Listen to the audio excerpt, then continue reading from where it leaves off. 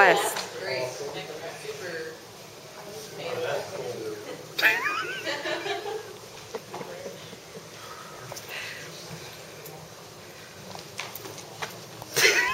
Thanks, Jamie.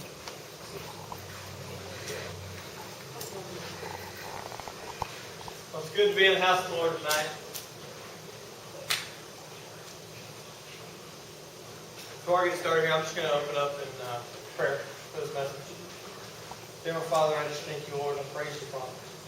Father, I just pray, Lord, that you just bless and anoint these words, Father, that you have given to me, Lord, to give to your people. Father, I just pray, Lord, that these words be the ones that you want your people to hear, Father. Father, that you would touch somebody's heart tonight, Father. Father, that you would give somebody that fire, Father. That fire that you want them to have, Lord. Lord, that they would just burn deep for you, Father. And Father, they would just use this, Lord, to go their way, Lord, and you and serve you, Lord. In Jesus' name, amen. Amen.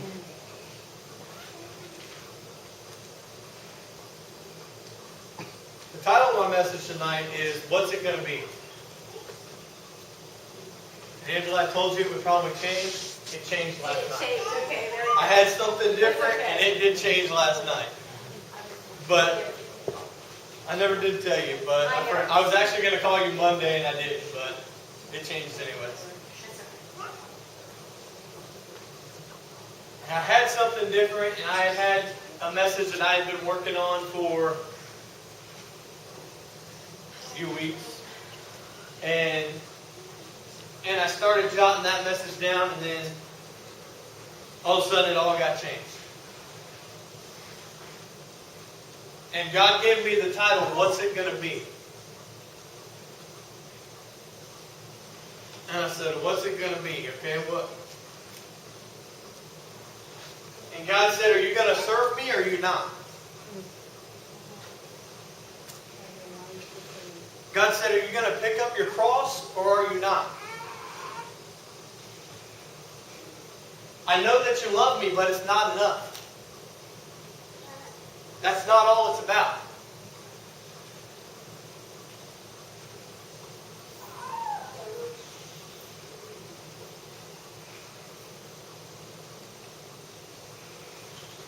We always have a choice in everything God has for us.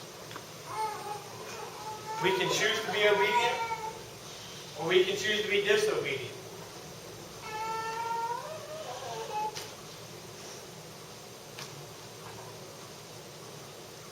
And God began to tell me, it's time to make your choice, Joey.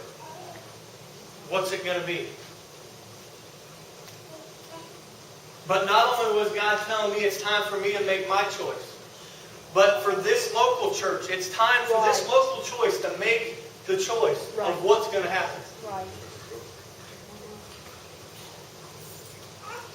For years and years, people have been saying big things are coming from Lakeland. Praise and worship. Big things are coming from Lakeland. And I feel God's telling me that it's time for this church, me, myself, and every member in here, it's time to make the choice on what's going to happen. What we want to do.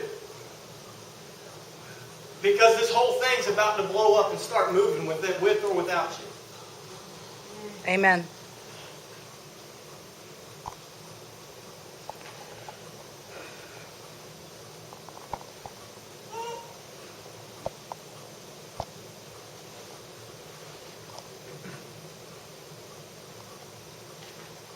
And it's funny because the last time I preached, I talked about how I never preach on the theme of the month. And now, this right here, the last 2 months, the themes for the last 2 months previous to this, April and May, the last 2 themes have been about choices. Back in April, the theme was road less traveled. It was about a choice. We have the choice which road we're going to travel. Do we want to follow the road that everybody's on? Do we want to follow the road of the world? Do we just want to continue going the way that everybody else is going just because it's the comfortable way to go? Because it's the easy way to go?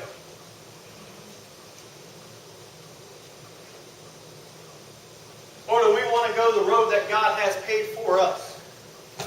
May not be the prettiest road. May not be the easiest road.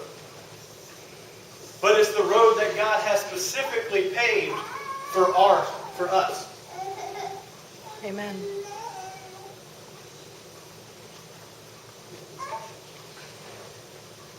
Last month, the theme was You've Been Served. See, God has already served us with the tools that we need. God has already served us with the talents we need.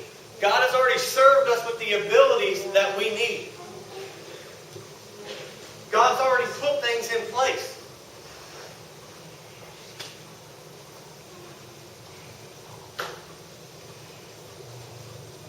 God's given us tools. And now it's time for us to make the choice whether we want to use the tools or whether we just want to push them aside and put them up. Do we want to put the tools to use?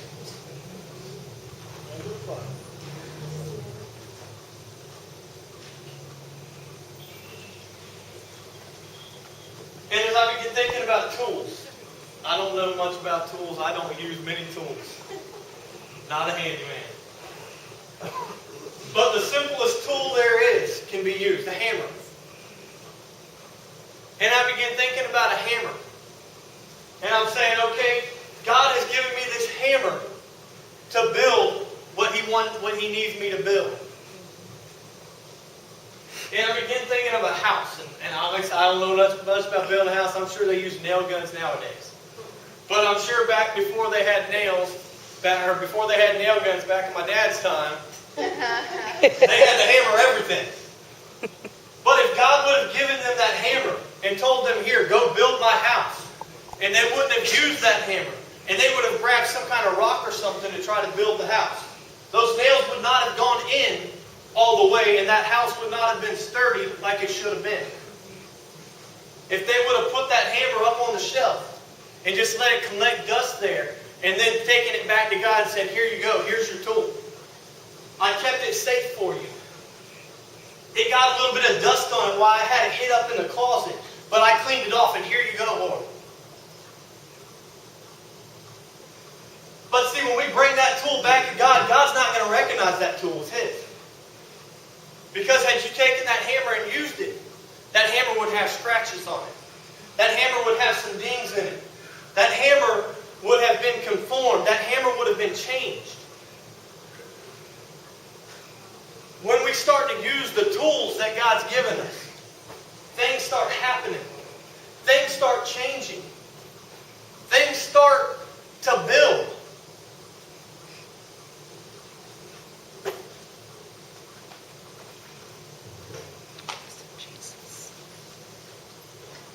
But too many times, we'll get to work tomorrow. I know a lot of contractors, a lot of them run their own businesses. And they make up their own hours. And if they want to take a half day off, they'll go ahead and do it. I'll get to it tomorrow. I can finish it. No problem. We do that with God sometimes. God will tell us to get out there, get to work. But we'll say, I can get to it tomorrow. And then tomorrow comes the next day. And then the next day comes the next day. And pretty soon we've been in our walk with God for 2-3 years and we ain't done nothing. God's given us the tools already.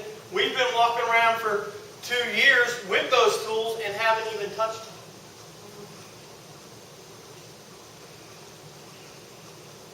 And a lot of times we walk around blind, not even knowing it. We walk around like everything's okay.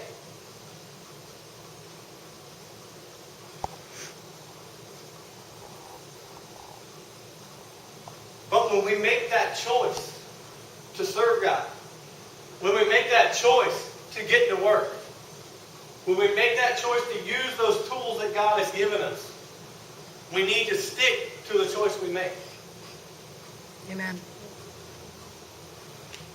It was like that skit that Aaron and Angela did the other night, Sunday night, if you were there in Arvindale. We do it Sunday. It's going to be done Sunday. You'll see it then.